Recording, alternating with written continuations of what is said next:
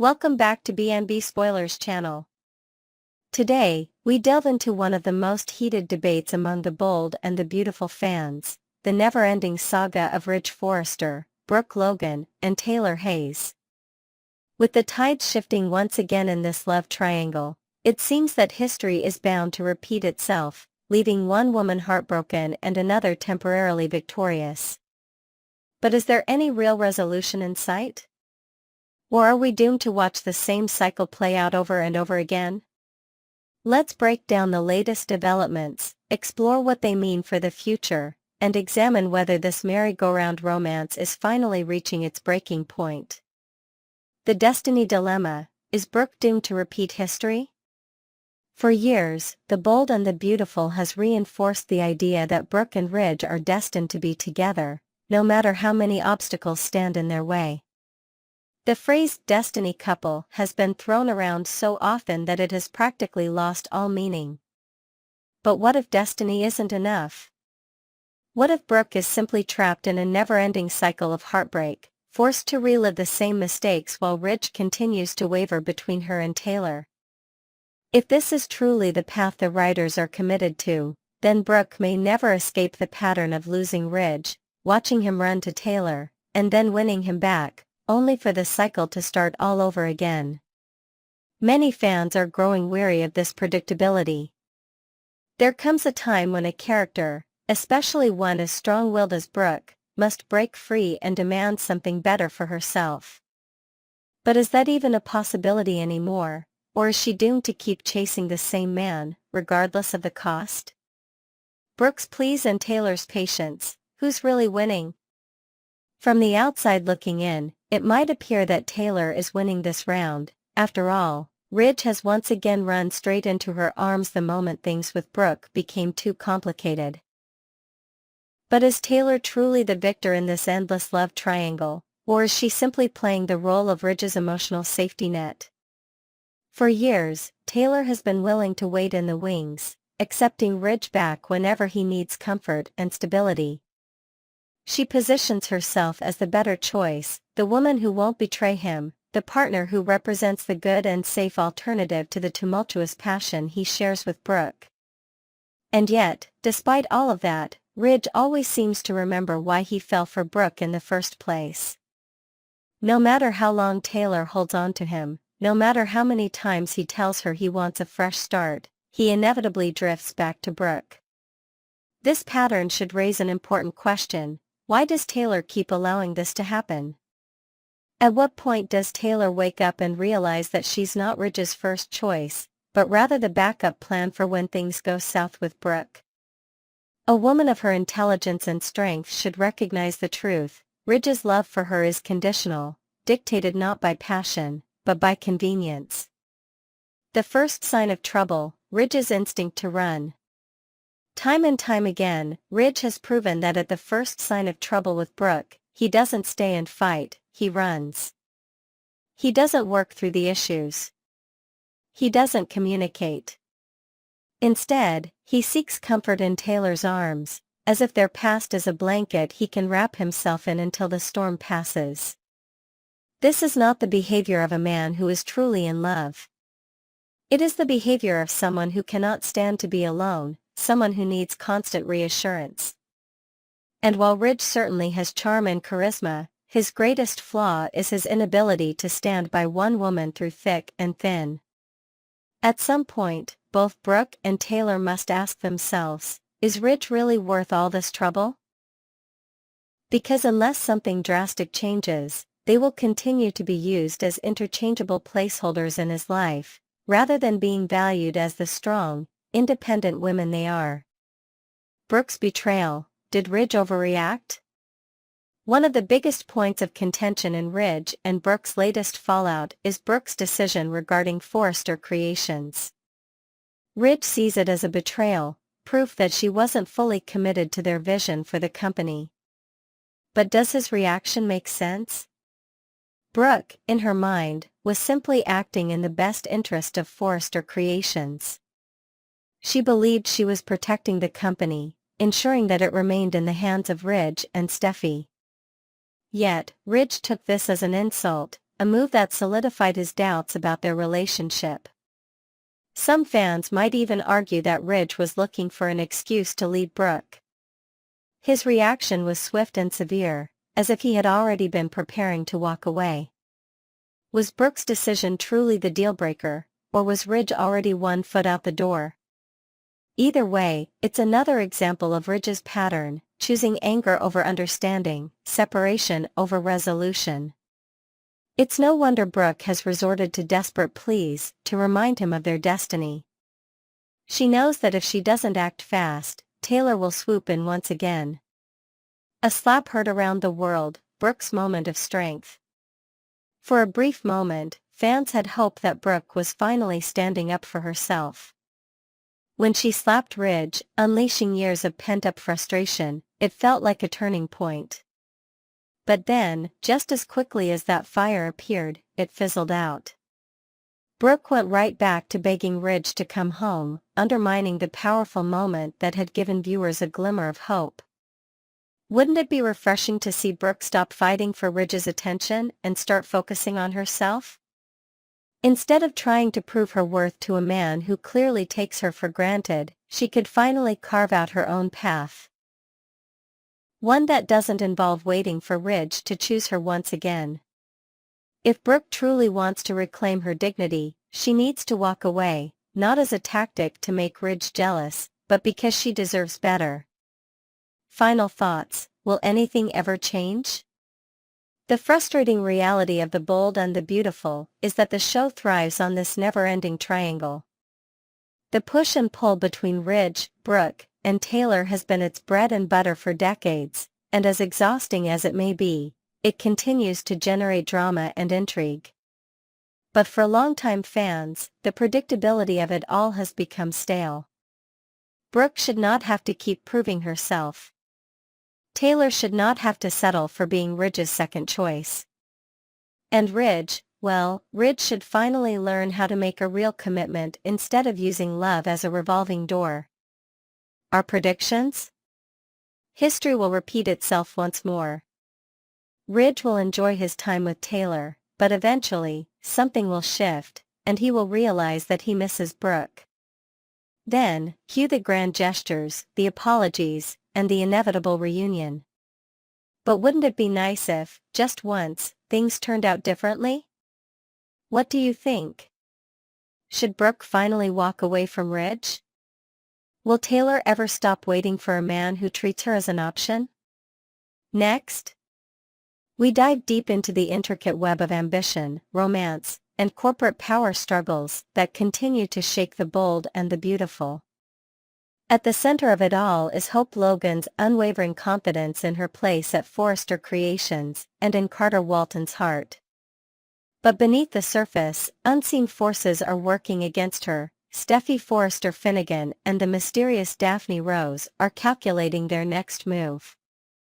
With tension building, power dynamics shifting, and secrets lurking in the shadows, the question remains, will Hope's house of cards collapse under the weight of her own presumptions? Or will she find a way to outmaneuver her rivals once again? Let's break it all down. Hope's unwavering confidence, a fatal flaw? Hope Logan has always believed in her ability to secure what she desires, both in love and business. She was the driving force behind Carter Walton's bold takeover of Forrester Creations, standing by his side as he implemented a plan that sent shockwaves through the company. Now, she refuses to back down. During a recent conversation with Steffi, Hope made her stance clear. She had no regrets about how things unfolded at FC, and she certainly wouldn't be reversing any decisions. But while she stands firm in her choices, her overconfidence may be her downfall. What Hope fails to realize is that Steffi and Daphne are playing a different game entirely. Unlike Hope, they are not underestimating their opponent. They see the weaknesses in her foundation, the vulnerabilities she refuses to acknowledge, and they are preparing to strike at the perfect moment. Hope might think she and Carter are an unbreakable team, but that assumption could prove dangerous. In The Bold and the Beautiful, power shifts quickly, and Steffi and Daphne are ready to tip the scales. Liam's lingering shadow, unresolved tensions. The rivalry between Hope and Steffi didn't start with Forrester creations. Long before corporate takeovers and business rivalries, these two women fought for Liam Spencer's love. Both had moments of victory and heartbreak, both gave birth to his children, yet neither remains romantically involved with him today. But does that mean Liam is truly out of the picture? Unknown to Hope, Liam recently decided that he still has feelings for her. Though this plot point hasn't been revisited in recent weeks, it remains a crucial factor that could disrupt the balance of power. If Liam makes a move to win Hope back, how will that affect her relationship with Carter? Could his reappearance in her love life create cracks in her carefully constructed world? For now, Hope is too focused on maintaining her grip on Carter and Forrester creations to notice the lurking threat. But in the world of B&B, past relationships have a way of resurfacing when least expected. Carter's crisis, regret and influence. Carter Walton is no stranger to complicated relationships, but his latest predicament is shaping up to be one of the most tangled yet. As a man who has been deeply involved in love and corporate drama, Carter has experienced both the thrill of power and the weight of regret. Following the FC takeover, Carter has had time to reflect on the fallout of his decisions. He now feels remorseful, not necessarily for seizing control of the company, but for the collateral damage that resulted from it. This emotional vulnerability makes him susceptible to outside influence.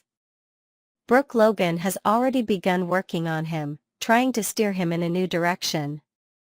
But she's not the only one. Daphne's presence in his life is becoming increasingly significant, and her subtle moral arguments could begin to shape his choices. With two strong-willed women tugging at his conscience from different angles, the real question is, which voice will Carter ultimately listen to? And will his heart play a role in the decision? Daphne's seductive strategy, a game of power and influence. Daphne Rose is a woman who knows how to get what she wants. Whether it's in business or romance, she has a talent for persuasion, and she's setting her sights on Carter Walton. Carter has always been drawn to intelligent, ambitious women, and Daphne embodies both of those qualities. But what sets her apart is her ability to create an air of mystery around herself, something that both intrigues and disorients Carter. Hope believes that Carter is entirely devoted to her, but Daphne sees things differently. She has observed Carter's admiration for her work, his enthusiasm for their partnership, and most importantly, his hesitation when it comes to fully committing to Hope. Daphne's methods are subtle yet effective. A lingering touch, a knowing glance, a well-timed word, all designed to plant the seed of doubt in Carter's mind. She doesn't need to convince him overnight. She only needs to make him question whether he is truly where he belongs. And if history has shown us anything, it's that Carter Walton is no stranger to complicated love triangles. The hidden connection, what Carter doesn't know. While Carter finds himself enchanted by Daphne's allure, he remains unaware of one crucial detail, her connection to Steffi Forrester Finnegan. Steffi has a vested interest in ensuring that Hope does not maintain control of Forrester creations, and Daphne may be the key to dismantling Hope's stronghold. If Carter were to discover that Daphne is not merely an ambitious businesswoman but a woman with ties to his longtime friend and rival, how would that change his perspective? Steffi's plan, whatever it may be, hinges on secrecy. If the connection between her and Daphne comes to light too soon, the entire strategy could unravel.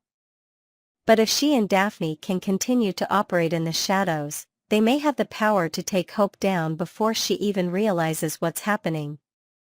The question now is, how long can they keep the truth hidden? Daphne's ultimate goal, business or something more? One of the most intriguing aspects of Daphne's role in this storyline is the question of her true intentions. Is she merely a savvy businesswoman looking to elevate her career? Or does she have deeper motives, ones that involve personal ambition, romantic conquest, or even revenge? Some fans have speculated that Daphne's connection to fragrance development may not be as innocent as it seems. Could she be using her products to influence those around her, subtly altering perceptions and emotions? While it might sound far-fetched, B&B has never shied away from dramatic twists. If Daphne has an ulterior motive beyond business success, it could change everything. And if she succeeds in pulling Carter into her orbit, what will it mean for Forrester Creations, Hope Logan, and Steffi's ultimate agenda? Final thoughts: what's next for Hope, Carter, and Daphne? As the tension at Forrester Creations reaches new heights, the stakes have never been higher. Hope believes she is unshakable, but Steffi and Daphne are quietly working against her, setting the stage for a dramatic confrontation. Carter, caught between his past decisions and his future aspirations, is more vulnerable than ever to external influence. Will he remain steadfast in his loyalty to Hope, or will Daphne's allure prove too difficult to resist? And perhaps the most pressing question of all, what is Daphne Rose really after? Is she simply a rising businesswoman seizing an opportunity, or is there something far more calculated at play? Stay tuned, because in the world of the bold and the beautiful, nothing is ever as it seems. Let us know in the comments, will Hope maintain her grip on power, or is she about to lose everything? Next, we're diving into one of the most complex, chilling, and utterly captivating characters on The Bold and the Beautiful, Luna. Is she a remorseful young woman struggling to come to terms with the horrors of her past, or is she a master manipulator still scheming in the shadows? With conflicting behaviors, eerie smiles, and sudden emotional outbursts, Luna remains a mystery wrapped in a riddle. But now, with recent bombshells confirming her connection to none other than Sheila Carter, the question remains, is redemption even possible for her? Or are we witnessing the making of a new legendary villain in the world of B&B? Let's break it all down. Sheila Carter's granddaughter, a legacy of chaos?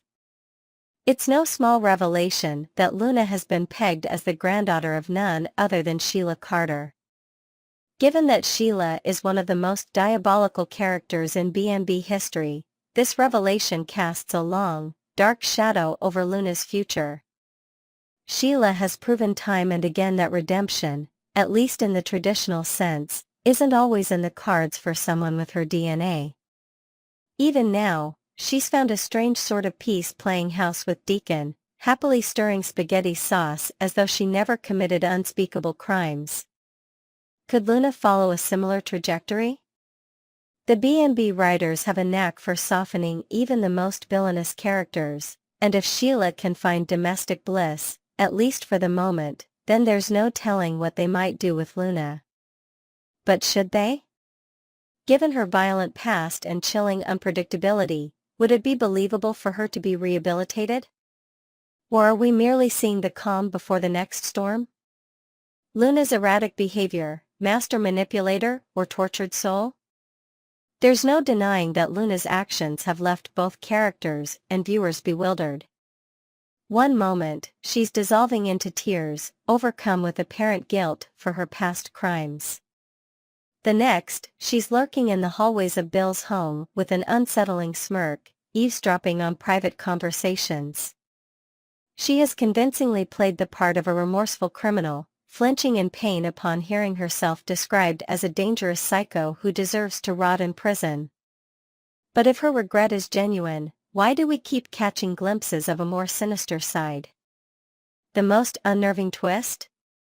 Luna appears to be setting her sights on Bill's son, Will. The very thought sends shivers down our spines. Is she truly drawn to him, or is this all part of a more elaborate game? Is she trying to worm her way further into Bill's life, ensuring his emotional investment in her extends beyond pity? The inconsistencies in Luna's behavior raise major red flags.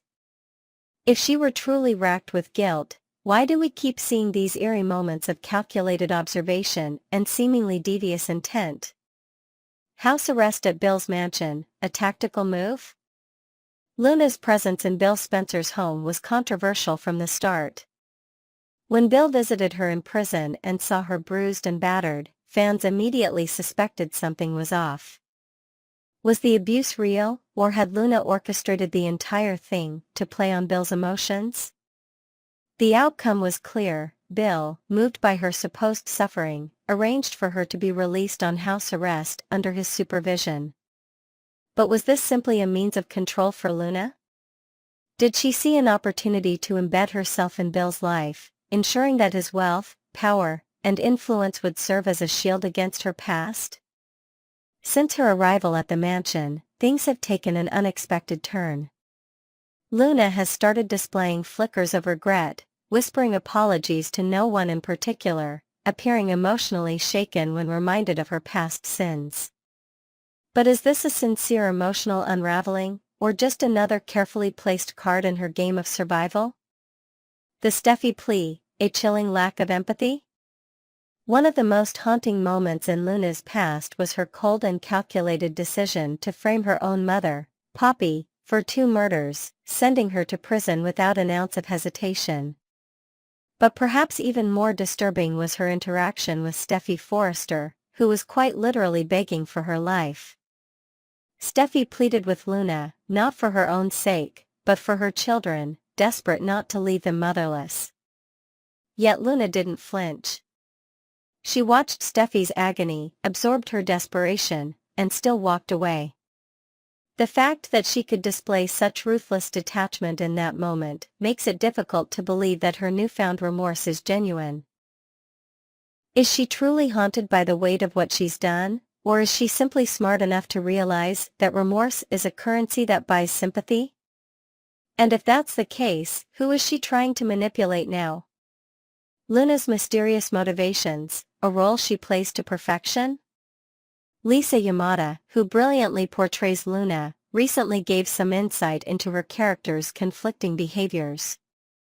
But rather than providing clarity, her words only added to the intrigue. In an interview, Yamada admitted that depending on the day, she plays Luna differently.